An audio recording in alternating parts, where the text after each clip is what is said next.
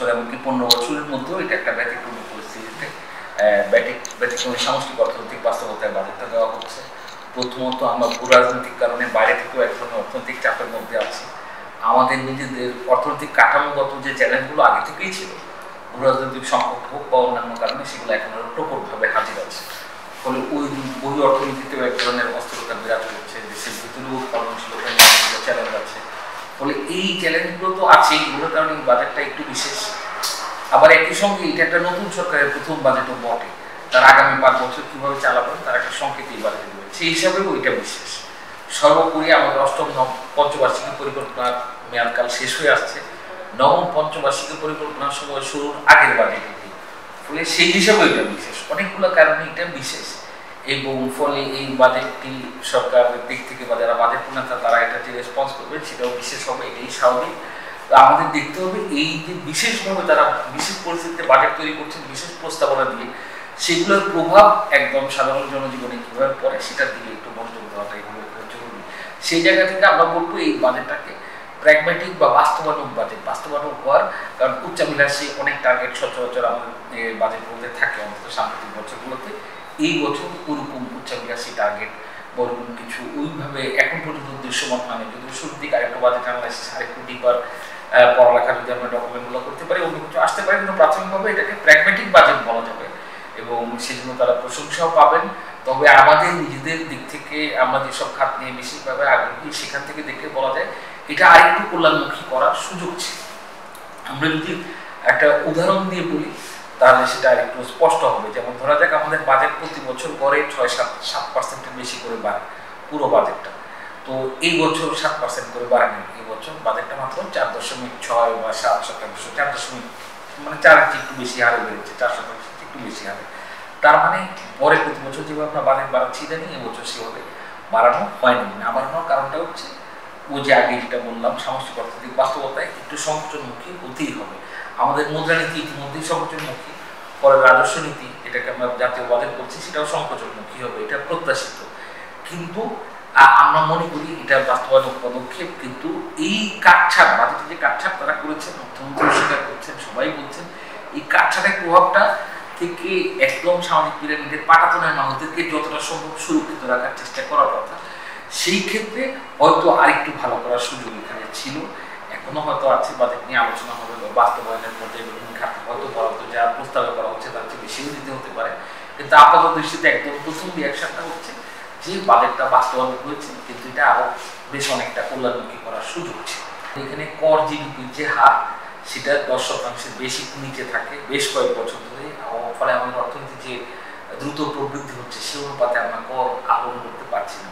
ফলে কর জিডিপির হার বাড়ানোর চাপ আগে থেকেই ছিল, সাম্প্রতিককালে সেটা IMF এর শর্তের কারণে হোক বা যারা উন্নয়ন সহযোগী তাদের পরামর্শ দেওয়ার কারণে হোক, অর্থনীতিবিদদের পরামর্শ, NBR এবং অর্থ মন্ত্রণালয় চেষ্টা করছে রাজস্ব আহরণ বাড়াতে। তো এটি খুব দ্রুত বাড়ানোর জন্য তারা চেষ্টা করছে, সেটা করাও উচিত। কিন্তু এই ক্ষেত্রে নীতিগত জায়গা থেকে যেটা আমাদের মনে হচ্ছে যে তারা চেষ্টা করছেন যে কর এর হার বাড়িয়ে বেশি বেশি কর আদায় করতে, কিন্তু আমাদের এইসব বা আন্তর্জাতিক অভিজ্ঞতা থেকে আমরা বলছি করের বোঝা বাড়িয়ে কর বাড়ানো যায় না। করের বোঝা কম রাখলে বেশি বেশি লোক কর দিবে, সেখান থেকে কর আয় বাড়ানো সম্ভব। ফলে উচ্চ কর হার রাখলে লোকে বেশি বেশি করে কর দিবে এরকম না, সেটা তারা নাও দিতে পারে। নানানভাবে তখন কর ফাঁকি প্রবণতা উল্টো বেড়ে যেতে পারে, মানুষ অনাগ্রহী হতে পারে, সামাজিক অস্থিরতা তৈরি হতে পারে। ফলে কারো কাছে যদি করের হারগুলো অন্যায্য মনে হয় তিনি কর না দিতে চাইতেই পারেন, এবং এনবিআরের ওই জনবল নাই যে প্রত্যেকটি লোকের কাছ থেকে কর নিয়ে আসবে। ফলে আমরা মনে করি কর আয় বাড়ানোর যে সিদ্ধান্ত তারা নিয়েছেন সেটিকে স্বাগত জানাতে হবে, তারা আগামীতেও এটা করবেন আমরা আশা রাখি। কিন্তু কৌশলের ক্ষেত্রে তারা একটু পরিবর্তন হতে হবে তাদেরকে, যে করের ট্যাক্সের রেটগুলো না বাড়িয়ে বরং রেট একটু কমিয়ে দেন, তারা আরো বেশি বেশি লোক কর দিতে উৎসাহিত হবে। সংখ্যায় বেশি লোক যখন কর দিবে তখন কর আয়টা বেড়ে যাবে। ওই কৌশল অবলম্বন করে পৃথিবীর সর্বত্রই আমরা অনেক বেশি হারে মানুষকে কর দিতে দেখি। আমাদের ট্যাক্স জিডিপি রেশিও 8%, 9%-এর আশেপাশে ঘুরঘুর করে। এটা খুব সহজেই 12-14% নেওয়া সম্ভব। আপনি ট্যাক্স রেটগুলো যদি একটু কমিয়ে দেন তাহলে আরো বেশি বেশি লোক কর দিতে চাবে, এবং প্রসেসটাকে যদি ডিজিটালাইজ করেন, সহজ করেন। এখন আমাদের কর দেওয়ার পদ্ধতি এখনো অনেক জটিল।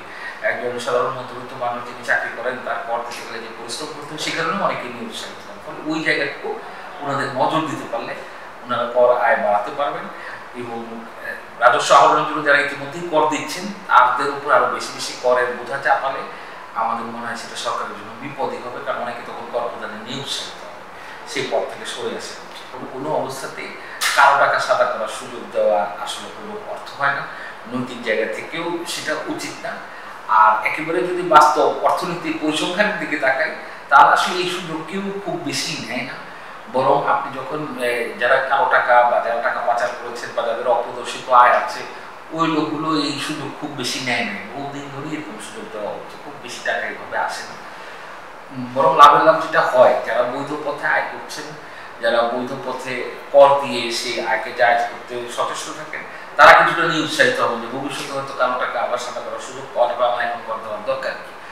ফলে আমরা মনে করি আমাদের এখন সময় হয়েছে, যথেষ্ট অভিজ্ঞতা আমাদের নিজেদেরই আছে যে কালো টাকা সাদা করার সুযোগ আসলে কেউ নেয় না, বরং এটা ভুল সিগন্যাল দেয়। ফলে এটা বাদ দিই, আমাদের নিজেদের অভিজ্ঞতার ভিত্তিতেই আমরা এই পথ থেকে সরে আসতে পারি বলে আমরা এই বাজেট কি মানে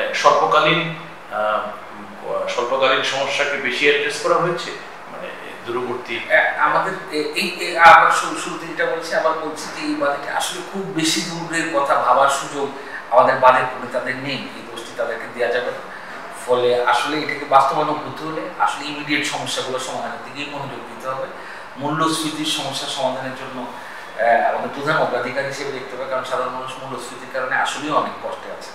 তবে এই ক্ষেত্রে যেটা আমরা স্মরণ করিয়ে দিতে চাই বা যে বাজেটে আপাতত আমরা যেটা দেখতে পাচ্ছি যে মূল্যস্ফীতি নিয়ন্ত্রণের জন্য অবশ্যই আমাদের মুদ্রানীতিতে সুদের হার বাড়ানো হচ্ছে, সরকার নানাবিধ উদ্যোগ নিবে, কেউ কেউ হয়তো আমদানি কমাইতে বলছেন, ওই সব উদ্যোগগুলো তো থাকবেই।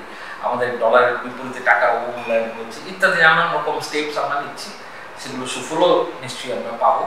কিন্তু একদম তাৎক্ষণিকভাবে সাধারণ মানুষ খুব বিপদে পড়ে যাচ্ছেন, ডলারের দাম বেড়ে যাওয়া হোক, আমদানি ব্যয় বেড়ে যাওয়া হোক, জিনিসের দাম বেড়ে যাচ্ছে।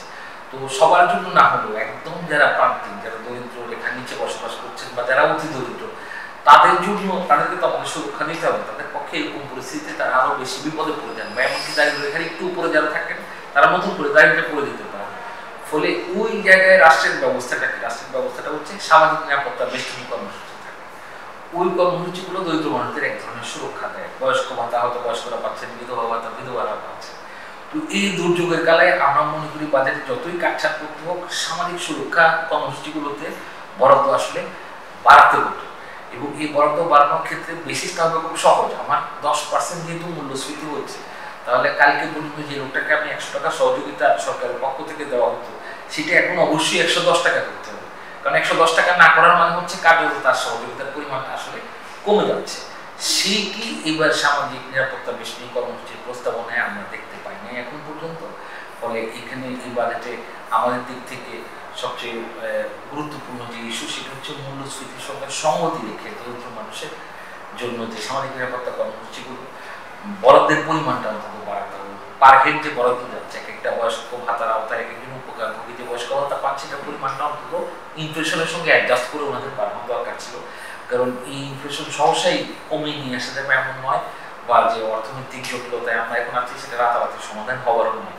তো যতক্ষণ আমরা এই সংগ্রামটি করবো তখন একজন উচ্চ মধ্যবিত্ত বা একজন উচ্চবিত্ত বা এমনকি মধ্যবিত্তের পক্ষেও সেটার সঙ্গে সামাল দেওয়া তার পক্ষে যতটা সহজ, একটা প্রান্তিক মানুষের পক্ষে অত সহজ না। সবারই কষ্ট হবে, কিন্তু প্রান্তিক মানুষদের কষ্ট এত বেশি হবে যে তারা আরো প্রান্তিকীকরণ করতে সামাজিক নিরাপত্তা বেষ্টনী কর্মসূচিতে 17% মতো গেছে বাজেটের, গত বছর 16 গেছে, তার আগের বছর 17 গেছে, সবসময় যতটুকু যায় অতটুকুই কিন্তু আছে।